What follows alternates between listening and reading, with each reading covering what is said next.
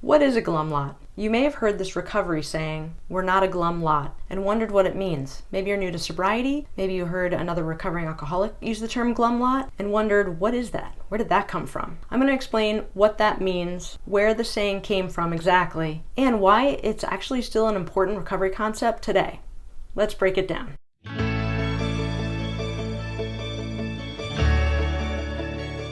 Hi, I'm Mary, your holistic recovery coach. Today I'm talking about the recovery saying, "We're not a glum lot." What does that mean? What is a glum lot? Glum is a word that's used to describe someone who seems sad or morose, dismal, generally bummed out. And lot refers to a group of people. So a glum lot would be a sad group of people. A sad group. One dictionary even says that glum suggests a silent dispiritedness. Wow. Well, that is quite contrary to the general state of individuals gathered in recovery groups. So it's understandable that this is a saying that's thrived through the decades. Anyone who's ever sat in a 12-step recovery group setting can tell you it's never silent and rarely dispirited. Though it's a group of individuals who are no longer under the influence of spirits, they're definitely quite spirited most of the time. Where does that saying, "We're not a glum lot," come from?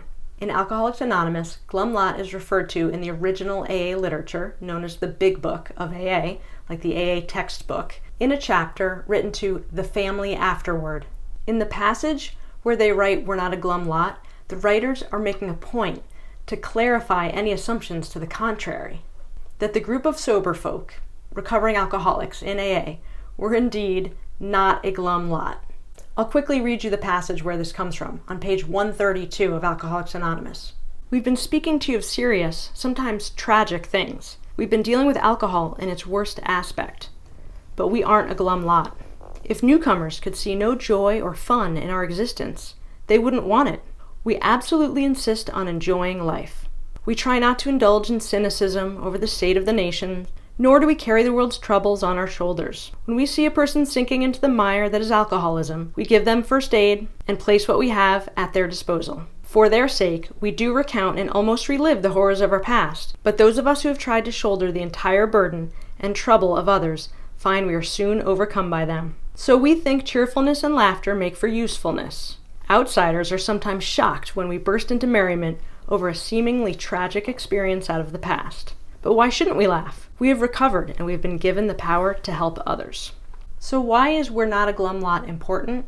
The concept behind this saying, "we're not a glum lot," is still very relevant today for two main reasons. For anyone considering recovery for themselves or a loved one, it's crucial to understand that getting sober or going into recovery from whatever addiction is not a sentence to a dull and miserable life. Let's face it, alcoholics have enough reservations that may keep them from getting or staying sober, that they don't need yet another excuse to add to their list of reasons to not embrace recovery fully.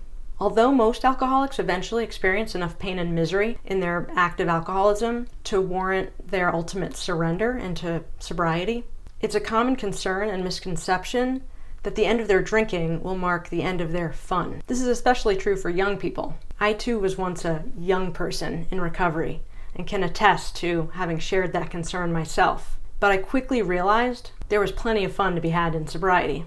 And sober fun had the added bonus of actually remembering it. Quite a few years later, I can assure you that booze does not corner the market on facilitating fun experiences in life. And I think that's what these guys were trying to say as well. There's nothing more fun than the authentic fun and adventures had in sobriety. The other piece is that it's important for alcoholics, newly sober, or seeking recovery, and their families to understand that the process of getting sober is not some horribly serious, somber state of affairs. While, of course, getting sober, like all worthwhile healing processes, does require some hard work and involves the emotional roller coaster of dealing with life for the first time, sober, there's also so much laughter, genuine camaraderie, and levity in the recovery communities. Newcomers to recovery are often pleasantly surprised by the extent of humor in the recovery rooms. Some people who aren't in recovery might actually be slightly horrified by some of the things that recovering alcoholics say that inspire a room to roaring laughter. But yeah, having survived the worst part of our disease does create a sense of camaraderie, and there's a relief in that type of laughter involved with shared experiences, and being able to laugh at aspects of our illness or the past. We're not a glum lot reminds me of a related recovery concept, a saying called Rule 62. So I'll cover that in another video. Look for it after this one. Don't be glum. Give this video a quick thumbs up. Let me know what you think about this topic in the comments below, and have a great 24 hours ahead. Subscribe to my channel for more content related to healing, personal growth, and addiction recovery.